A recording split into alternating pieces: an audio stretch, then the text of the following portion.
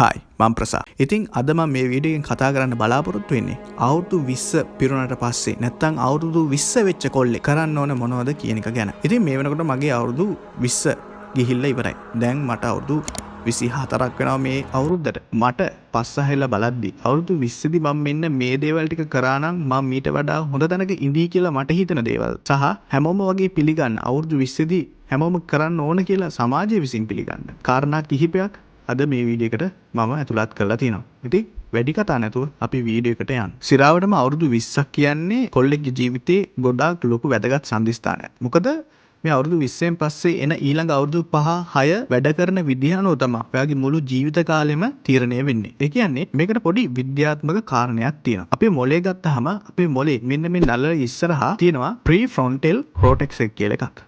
මේක මෙන්න මේ කොටස වර්ධනය වෙන එක නවතින්නේ කොල්ලෙක්ගේ අවුරුදු 25ත් 26ත් අතර කාලය තුල. ඒ කියන්නේ කොල්ලෙක්ගේ අනිවාර්යයෙන්ම අවුරුදු 26ක් වගේ වෙද්දී මේක වර්ධනය වෙලා ඉවර වෙනවා. එතකොට මේකේ අවුරුදු 20 ගණන් වලදී කොල්ලෙක් කරන්න ඕන දේවල් අතරයි තියෙන සම්බන්ධය මොකක්ද? ඉතින් ඇත්තටම කිව්වොත් මේ කොටස තමයි CEO of brain කියලා අපිට හඳුන්වන්න පුළුවන්. ඒ කියන්නේ මේකෙන් තමයි සියලුම තීරණ ගන්නෙ. ඒ කියන්නේ ඔයා තීරණ ගන්න විදිය, ඔයා සමාජයේ හැසිරෙන විදිහ, ඔයා අනාගතයේ කොහොම කෙනෙක් වෙයිද කියන එක තීරණය වෙනවා මෙන්න මේ කොටසත් එක්ක. ඒ කියන්නේ මෙන්න මේ කොටස අවුරුදු 25 වෙනකම් වර්ධනය වෙන නිසා ඔයාලා අවුරුදු 25 වෙනකම්ම අලුත් දේවල් කරන එක, එක්සයිට්මන්ට් එකක් තියෙන දේවල් අලුතෙන් හොය කරන එක, අවදානම් අරන් අලුත් දේවල් කරන එක, දේවල් ගොඩක් අත්හදා බලන එක වගේ දේවල් මේ වයස් සීමාව අතරතුරේ කරනවා. ඉතින් මේක වර්ධනය වෙලා ඉවර වුණාට පස්සේ මොකද වෙන්නේ? ඔයාලා අර හිටපු විදිහටම නැත්නම් අදනම දාගත්ත විදිහටම ඉතුරු කාලේ ජීවත් වෙනවා. හිතන්නකෝ මේ අවුරුදු 20ත් 25ත් අතර කාලේ ගත කරන්නේ බොහොම කම්මැලි විදිහට. කිසිම වැඩක් කරන්නේ නැහැ, අලුත් දෙයක් හිතලා කරන්නේ නැහැ, එක්සයිට්මන්ට් එකක් නැහැ. අලුත් දේවල් හඹාගෙන ගිහිල්ලා අලුත් ඇචීව්මන්ට්ස් වගේ දේවල් එකතු කරගෙන ඒවා ජයග්‍රහණය කරන්නේ නැහැ. ඔහි ඉන්නවා කියලා. ඉතින් අවුරුදු 25න් පස්සේ ඒ කියන්නේ ඊතුරු ජීවිත කාලෙම බොහෝ දුරට ඔයා ඒ වගේම කම්මැලි මිනිහෙක් වගේ, අසාර්ථක මිනිහෙක් වගේ ඉන්න ඉඩ තියෙනවා.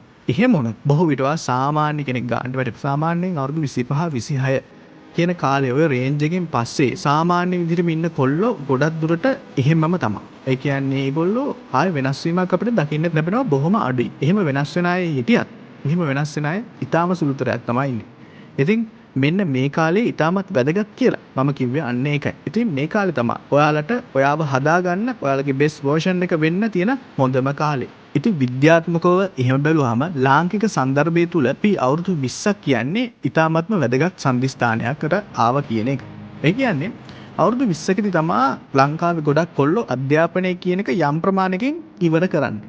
ඒ කියන්නේ ෆුල් ටයිම් නැත්නම් මූලිකව අධ්‍යාපනය කියන එකටම විතරක්ම ફોකස් කරන කාලේ ඉවර වෙන්නේ මේ අවුරුදු 20. ඒ කියන්නේ A level වගේ කරන කෙනෙක් A level ඉවර කරනවා. ඊට පස්සේ O level වලින් ඉස්කෝලේ ගමන ඉවර කරලා ඊට පස්සේ මොකක් හරි වෘත්තීය අධ්‍යාපනයක නියැලුණු කෙනෙක් අවුරුදු 20 විද්‍යාවක ඉවර කරලා ඊට පස්සේ ට්‍රේනින් වලට හරියනවා. ඒ කියන්නේ දැන් අවුරුදු 20කදී හැමෝම සමාජානුයෝජනය වෙනවා. නැත්නම් සමාජයට පිවිසෙනවා. ඉතින් මිනිස්සු ආදිහා දැන් බලන්නේ අර ළමයෙක් වගේ නෙවෙයි, මිනිහෙක් නැත්නම් වැඩිහිටියෙක් ගන්නට.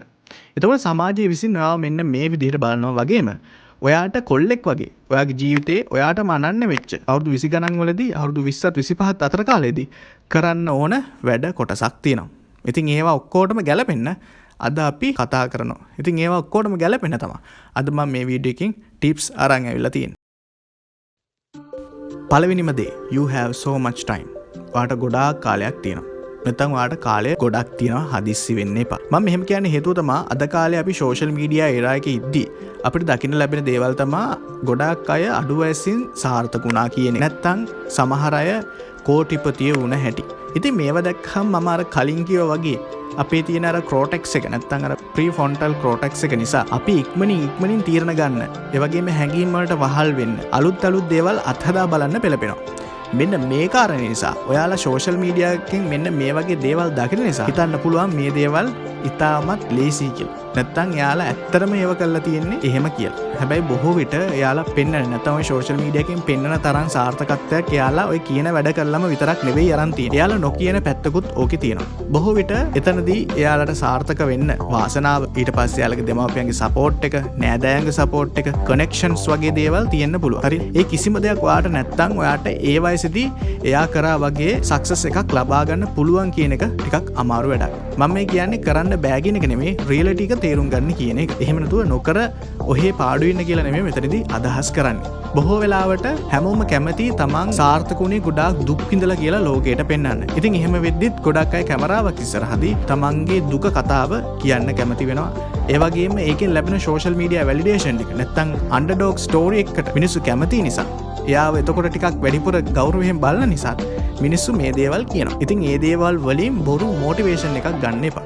ඉතින් ඔයා තේරුම් ගන්න ඔයාගේ ටයිම් පීරියඩ් එක වෙනස්. ඒ වගේම ඔයාට තියෙන දේවල් වෙනස්. ඔයයි තව කෙනෙකුයි කම්පෙයාර් කරන්න කොහොමත් බෑ. සමහරට ඔයයි එයයි එකම පන්ති ඉන්න පුළුවන්. එකම විෂයන් හදාරන්න පුළුවන්. හැබැයි ඔය දෙන්නෙක් සහ ඔයාගේ පවුල් පසුබිම ඊට පස්සේ ඔයාලගේ පවුල් වල අධ්‍යාපනික පසුබිම, ඔයාලට තියෙන සල්ලි, සමාජ තත්ත්වය, කනෙක්ෂන්ස් මේවත් එක්ක සාර්ථකත්වයේ ගන්න තියෙන නැත්තම් සාර්ථක වෙනවා කියන එක ඩිපෙන්ඩ් වෙනවා. ඒ වගේම ඔයා ඒම් කරන තැන නැත්තම් ඔයා සාර්ථකත්වයේ කියලා අපේක්ෂා කරන දේවල් එක්කත් මේ දේවල් වෙනස් වෙනවා. නැත්තම් මේ දේවල් ඉක්මනින් කරන්න පුළුවන් සහ ටිකක් කල් යනවා වගේ එකක් වෙන්න පුළුවන්. ඒ නිසා කිසිම වෙලාවක හදිස්සි වෙන්නේ නැතුව බොහොම කල්පනාවෙන් කළ යුතු හරිම දේ තීරණය කරන්න ඕන කාලයක් තමයි මේ කාලේ. ඉතින් අනිත් අතට අනිත් දේ තමයි මේ කාලේ මං කියන්නේ ගොඩක් කාලයක් තියෙනවා කියලා වඩ. ඉතින් ඔයා යම් දෙයක් හරියට කරොත් ඔයාට අනිවාර්යෙන් සාර්ථක වෙන්නත් පුළුවන් කාලයක් තමයි මේ කාලේ. ඒ කියන්නේ හිතලා බලන්න නිකමට උදාහරණයක් මම එක්සර්සයිස් කරන එක ගැන ගන්න. හිතන්නකෝ ඔයා අවුරුදු 20 ඉඳන් එක්සර්සයිස් කරන්න පටන් ගන්නවා. ඉතින් ඔයා අවුරුදු 20, 21, 22, 23 කියන කාල නැත්නම් ඔයා අවුරුදු 4ක් විතර එක්සර්සයිස් කරනවා. ඉතින් ඔයා හැමදාම එක දිගට ඔහොම එක්සර්සයිස් කරොත් ඔයාගේ අවුරුදු 24 වෙද්දි තියෙන එක කොහොම තියෙද? ගොඩක් හොඳ ෆිසික් එකක් ඔයාට තියෙයි. අන්න ඒ වගේ තමයි හැමදේම මෙතන ඉඳන් කරොත් ඔයාගේ කොල්ලෙක් විදිහට යන ප්‍රයිම් ටයිම් එකේදී ඔයාට හොඳ දෙයක් තියෙයි. ඒ කියන්නේ ගොඩක් වෙලාවට කොල්ලෙක් විදිහට අවුරුදු 21, 20 කියන්නේ සමාජයේ විසින්වත් කවුරුත් ඔයාව හොඳට ගණන් ගන්න වයසක් නෙවෙයි. ඔයා ගොඩාක් හොඳ පවුලකින් එන නැත්නම් සල්ලි තියෙන යම් දේවල් තියෙන කෙනෙක් ඇරෙන්න සාමාන්‍ය කොල්ලෙක්ව එහෙම ලොකුවට කවුරුත් ගණන් ගන්නේ නැහැ.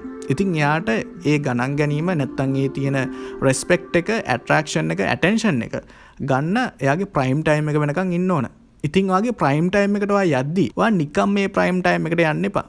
ඔයා ඒ දේවල් හදාගෙන නැත්තම් ඔයාගේ වටිනාකම හදාගෙන ඒ ප්‍රයිම් ටයිම් එකට යන්න. මොකද කාලය කියන්නේ කොහොමත් යන දෙයක්. ඉතින් අවුරුදු 25ක් 26ක් වගේ වෙනකොට හොඳ තැනක හිටියොත් හැම දේ අතින්ම ඒ කියන්නේ ෆිට්නස්, මනි, ස්ටේටස්, ලුක්ස්, පර්සනැලිටි මේ දේවල් වලින් ඉස්සරහ හිටියොත් ඔයා සිරාවටම සුපිරි පොරක් වෙනවා. ඉතින් ඔයාට කිසිම දෙයක අඩුවක් එතකොට තියෙන්නේ නැති වෙයි. ඉතින් අද සමහරලාට ඔයාලට ගොඩක් අඩුපාඩු, ගොඩක් අමාරුකම් තියෙන්න පුළුවන්. හැබැයි ඉදිරි ගමන අවුරුදු 26ක් 27ක් වෙනකොට ඔයා හොඳ තැනක ඉන්න නම් ඔයා මේ කියනවා වගේ කාලය හරියට භාවිතා කරන්න ඕන. ඊළඟ තමයි have a vision. ඔයාට යමක් ගැන දැන් ඔයා මේක කරනවා මෙන්න මේක කරනවා කියලා ඔයාට යම් අවබෝධයක් තියෙන්න ඕන සහ ඔයා ඒක වෙනුවෙන් වැඩ කරන්න ඕන. ඉතින් මෙන්න මේ කාලෙත් ඔයා නිකරුණේ ඉන්නවා නම් ඔයාට කිසිම අදහසක් නැත්නම් ඔයා කරන්නේ මොකද්ද කියලා ඉදිරි කාලේ ගොඩක් ඔයාට අමාරු වෙයි. ඒ නිසා දැම්ම මොන හරි දෙයක් ඉගෙන ගන්න. ඉතින් සමහරවිට උපාධියක් හෝ යම් අධ්‍යාපනයක් හදාරනවා කියලා හිතමුකෝ. එහෙම තිබ්බත් ඊට වඩා ලෝකේ ඕනෑම තැනකට ගිහිල්ලා ලේසියෙන් මුදල් උපයන්න පුළුවන් ස්කිල් එකක් හදාගන්න. උදාහරණයක් විදිහට අද කාලේ ලෝකේ වීඩියෝ ලෝකයක්. ඒ කියන්නේ අපි බලන හැමදේම වගේ වීඩියෝ, ෆොටෝස්, ග්‍රැෆික්ස් මේ දේවල් එක තමයි තියෙන්නේ. ඉතින් ඔයාලට පුළුවන් නම් video editing, graphic designing, AI tools වලින් වැඩ කරන්න කොහොමද කියලා දේවල් ඉගෙන ගන්න. ඔයාලට ඉස්සරහට සර්වයිව් වෙන්න තියෙන chance එක වැඩි සහ ඔයාලට සල්ලි උපයන්න තියෙන chance එක වැඩි. ඒ වගේම සහතිකයකින් නැත්නම් ඔයාලට මේ ඩිග්‍රී එකකින් හරි නැත්නම් තවත් මොකක් හරි ඩිප්ලෝමාවක්, කෝස් එකක්, සර්ටිෆිකේට් කෝස් එකකින් ලැබෙන සහතිකයකට වඩා ඔයා soft skills වගේ දේවල් හදාගත්තොත් ඔයාට අර සහතිකයෙන් ලැබෙන රස්සාවෙන් ඉහළම තැනට යන්න soft skills උදව් වෙයි. ඒකෙන් ඔයාගේ kingdom එක ගොඩන ගන්න soft skills උදව් වෙයි. ඒ නිසා personality එකත් හදාගන්න මේ කාලෙදී. ඊළඟ තමයි financial literacy. ඒ කියන්නේ මූල්‍ය සාක්ෂරතාවය. ඒ කියන්නේ අනවශ්‍ය වලට කරන වියදම් අද ඉඳලම කපා හරින්න. අනවශ්‍යයි කියලා හිතන හැමදේම ඔයාලට තේරෙනවනේ මේ වයසේදී මොනවද අනවශ්‍ය මොනවද අවශ්‍ය කියලා. ඒ අවශ්‍ය දේවල් වලට විතරක් සල්ලි ඉතුරු කරලා සල්ලි වියදම් කරලා අනිත් හැමදේම කපලා නැත්තම් ඒ වියදම් සියල්ල කපා හරින්න. ඒ වගේම අඩුම ගානේ රුපියල් 1000ක්වත් මාසෙකට ඉතුරු කරන්න පටන් ගන්න. රුපියල් 1000ක්වත් මාසිකව ඉන්වෙස්ට් කරන්න නැත්තම් ආයෝජනය කරන්න පටන් ගන්න. ඉතින් රුපියල් 1000ක් ආයෝජනය කරන්නේ කොහොමද කියලා මම දන්නේ නැහැ. ඒක ඔයා හොයලා බලන්න ඕන. ඊළඟ තමයි ධනවත් වගේ පේන්න ඉන්න try කරන්නේ නැතුව දැන් ඉඳලා ඒකට පදනම දාගන්න. දැන් ඔයා ධනවතෙක් වගේ පේන්න ඉන්න ඕනේ නැහැ. ඔයා සාමාන්‍ය ලස්සනට ඇඳලා කරලා ඊට පස්සේ ජිම් එකකට ගිහිල්ලා ස්කින් කෙයාර් රූටින් එකක් වගේ කරලා හිටියාම හොඳටම ඇති. අර මං කියවනේ ප්‍රයිම් ටයිම් එකේදී තමයි ඔයා ධනවත් වගේ පේන්න ඕනේ. එතකන් ඔයාට normal දේවල් තිබ්බනම් ඇති. ඒ නිසා ඒවට පදනම විතරක් දාගන්න එක ගැන හිතන්න. ධනවතෙක් වගේ පේන්න ඉන්න අවශ්‍ය නෑ මේ කාලෙදී. ඊළඟ තමයි ශාරීරික හා මානසික සෞඛ්‍ය. people judge you based on your looks. ඒ කියන්නේ මිනිස්සු ඔයාව ජජ් කරන්නෙම ඔයා ගැන හිතන්නෙම ඔයාගේ looks වලින්ම තමයි. ඒක ඔයත් කරනවා මාත් කරනවා අපි හැමෝම කරනවා සහ අපි හැමෝටම පෙරලා ආයෙත් වෙන දෙයක්. ඒ නිසා අපි හැමෝම දැනගන්න ඕන අපිට පුළුවන් උඩරම විදිහට නීට් එකට ඉන්න. ඒ කියන්නේ සමහරවිට අපි ලස්සනමයි නෙවෙයි වෙන්න පුළුවන්. ඒ වුණාට අපිට පුළුවන් උඩරමට try කරලා පිළිවෙලට ඉන්න පුළුවන්. අන්න එහෙම ඉන්න try කරන්න. ඉතින් සතියේ දවස් 2ක් 3ක් 4ක් 5ක් නෙවෙයි සතියෙම එක්සර්සයිස් කරන්න. හෝම් වර්ක්අවුට් කරන්න. මේක කරොත් ඔයා අර මං කලින් කිව්වා වගේ අවුරුදු 25ක් විතර වෙද්දී හොඳ ෆිසික් එකක් තියෙන කොල්ලෙක් විදිහට සමාජයට මුණ දෙන්න පුළුවන්. ඊළඟට තමයි පුළුවන් තරම් සෞඛ්‍ය සම්පන්නව ඉන්න. ඇල්කොහොල්, ස්මෝකින් වගේ දේවල් කරන්න එපා. ඩ්‍රග්ස් පාවිච්චි කරන්න එපා. ඒ දේවල් කරත් ගානකට කරන්න. ඉතින් ඒක හොඳට මතක තියාගන්න. ඒ වගේම තෙල් කෑම, ලුණු සහිත ආහාර, අනවශ්‍ය විදිහට මේදේ වැඩිපුර තියෙන ආහාර ඒවා කන්න එපා.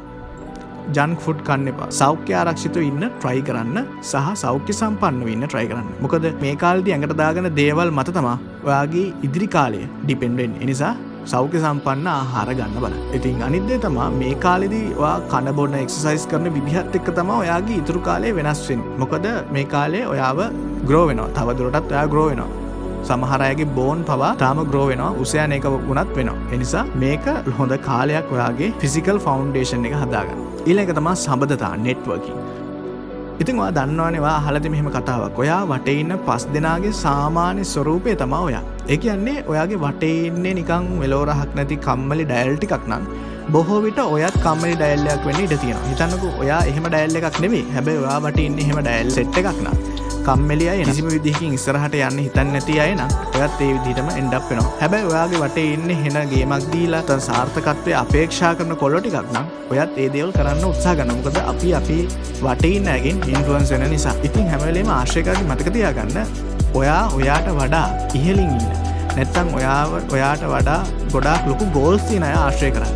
ඔයාට එහෙම අය හම්බෙන්නේ නැත්තම් එහෙම අය ආශ්‍රය කරන්න බැරි නම් එහෙම ඔයාට ආශ්‍රය කරන්න chance එකක් නැත්තම් ඔයාට ඉන්නේ ඔයාගේ මට්ටමට වඩා පහළින් හිතන අය නම් එයාලගෙන් ඉන්ෆ්ලුවන්ස් වෙන්න එපා. එයාලත් එක්ක ආශ්‍රය කරන්න. මොකද මිනිස්සු ඕන වෙනවා අපිට ජීවත් වෙන්න. ආශ්‍රය කරලා ඉන්න මිනිස්සු ඕන. ඊළඟ තමයි අසාර්ථක වෙන්න තියෙන බය නැති කරගන්න. අසාර්ථක වෙන්න පුළුවන්. ඕනම දෙයක් සාර්ථක වෙන්නේ පළවෙනි අවස්ථාවෙම. හැම දෙයක්ම අසාර්ථක වෙන්න පුළුවන් පටන් ගත්ත පළවෙනි වතාවේ. ඒක සාමාන්‍ය දෙයක්. ඒක 99%කටම වෙනවා. ඒ නිසා ඔයාලා ආස දේවල් පටන් ගත්තට පස්සේ ඒ දේවල් අවුල් වුණොත් ඒවා අතාරින්න එපා. ඉතින් මම මේක YouTube channel එක, TikTok හරි නැත්නම් මම කරන අනිත් social media හැම එකටම පළවෙනිටම වීඩියෝ එකක් දාද්දි content එකක් දාද්දි ලැබුණ view එක 0යි. ඉතින් එහෙම 0 ඒවා මම 10ක් 15ක් දාලා ඒත් 0 ආපු අවස්ථා තියෙනවා. long form content YouTube එකට ඒත් පස්සේ දාලා තමයි මේක කොට ගියේ. ඉතින් මේ වගේ පුංචි දෙයකින් ඉඳන් හැම අලුත් innovation එකක් දක්වාම මේක වෙනවා. ඉතින් අසාර්ථක වෙන්න බය වෙන්න එපා, ෆේල් වෙන්න බය වෙන්න එපා. ෆේල් වුණොත් දෙයක් ඉගෙනගෙන නැවත ආයක කරද්දී ඊට වඩා ගොඩාක් ශක්තිමත් විදිහට